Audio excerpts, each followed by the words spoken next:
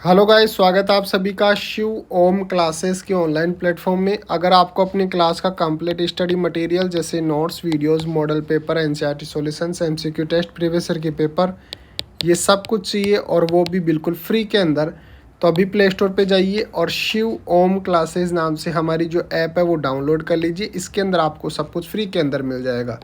और साथ ही हमारा व्हाट्सअप नंबर है 86 96 60 85 41।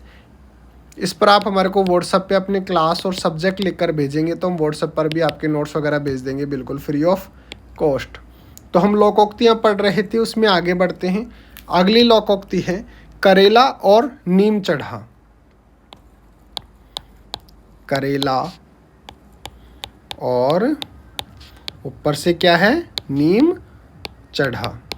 तो करेला और नीम चढ़ा लोकोक्ति का अर्थ और वाक्य के अंदर प्रयोग हम किस प्रकार से कर सकते हैं, ये हमारे को देखना है। तो करेला और नीम चढ़ा लोकोक्ति का अर्थ होता है दुष्टों को बुरी संगति मिलना। दुष्टों को बुरी संगति मिलना। अर्थ क्या हो गया इसका?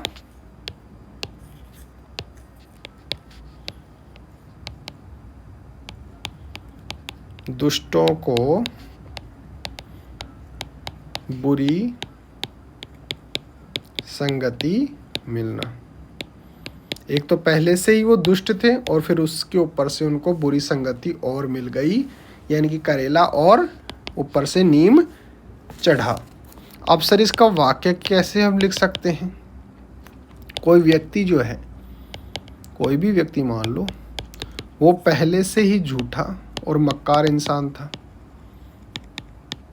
अब ऊपर से जाके वो ऐसे लोगों से मिल गया जो भ्रष्ट हैं, यानी कि पहले से ही वो दुष्ट था और फिर अब उसको बुरी संगति और मिल गई। तो हम उसके बारे में हम क्या बोल सकते हैं कि पहले से ही करेला था और अब ऊपर से उसके ऊपर नीम चढ़ा और मिल गया, यानी कि दुष्टों को बुरी संगति मिल गई। तो हम वाक्य क्या लिख सकते हैं?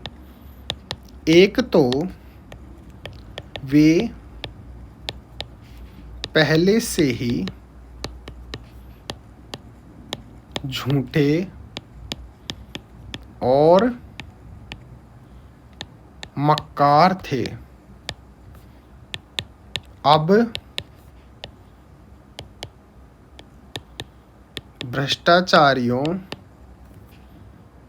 के साथ रहने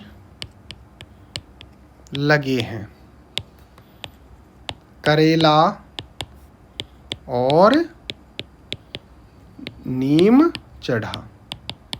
तो करेला और नीम चढ़ा लोकोक्ति का अर्थ होता है दुष्टों को बुरी संगति मिलना। वाक्य क्या लिख सकते हैं? एक तो वे पहले से ही झूठे और मक्कार थे, अब भ्रष्टाचारियों के साथ रहने लगे हैं। करेला और नीम चढ़ा। इस प्रकार से हम इसका अर्थ और वाक्य के अंदर प्रयोग कर सकते हैं। तो बने रहिए शिव ओम क्लासेस के ऑनलाइन प्लेटफॉर्म के साथ। मिलते हैं अगले टॉपिक के साथ।